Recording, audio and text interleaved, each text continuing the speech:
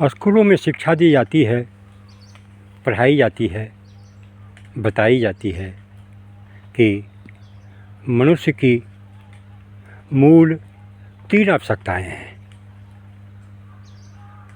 पर यह चिंतन अधूरा है। मनुष्य की मूल रूप से 4 आवश्यकताएं हैं: भोजन, वस्त्र, आवास।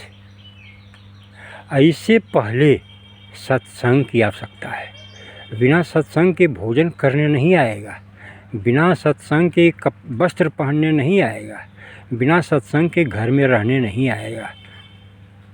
तो सत्संग अति अनिवार्य है। तब फिर यहाँ एक प्रश्न खड़ा होता है कि भोजन तो बच्चा का जन्म लेते ही ज़रूरत पड़ती है,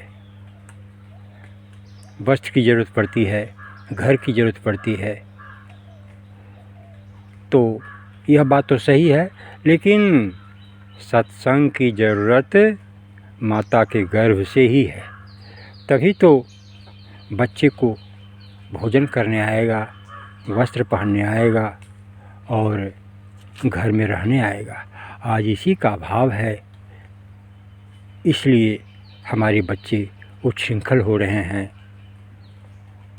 बातों को नकारने वाले, अस्वीकारने वाले, बातें बनाने वाले, माता पिता की आज्ञा को न मानने वाले ज़्यादा पैदा हो रहे हैं। मेरा तात्पर्य यह है कि प्रकृति की तरफ से ये 4 मूल आवश्यकताएं मनुष्य के लिए निर्धारित है। माता के गर्भ में ही बच्चे को संस्कार, संस्कृति, विचार, व्यवहार, चरित्र का ज्ञान मिलता है। माता का नाभि से गर्भस्थ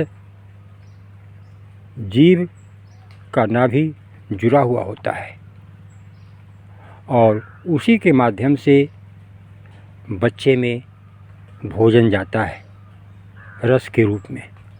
तो उसी रस में मिला हुआ चरित्र, नैतिकता, संस्कार, संस्कृति भी जाता है।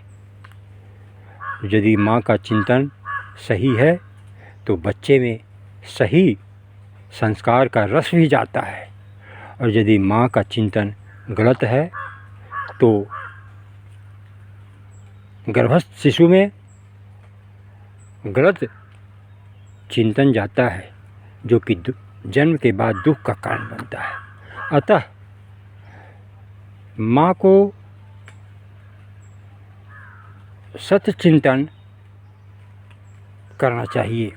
इसके लिए बेटियों को बचपन से ही शिक्षा के साथ साथ दीक्षा भी ग्रहण करना चाहिए, ताकि बच्चियों में नैतिकता, चरित्र, संस्कार, संस्कृति, सद्विचार, सद्व्यवहार का भाव प्रकट हो, व्यवहार में उतरे, उनका मन वचन कर्म एक जैसा हो।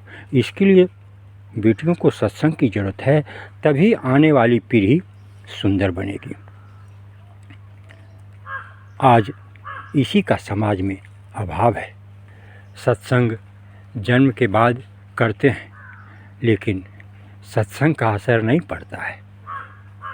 सत्संग को समझ नहीं पाते हैं, सत्संग को समझाया नहीं जाता है, जिसका असर है कि मंदिर गए, मन में कुछ और सोच रहे हैं, भक्ति भाव पैदा हो रहा है, लेकिन मंदिर से घर आते ही भक्ति भाव समाप्त हो जाता है, मन में विकार भर जाता है। अतः इन सब बातों पर हमें सच्चिंतन करना पड़ेगा, क्योंकि मैं मनुष्य हूँ, पशु नहीं हूँ।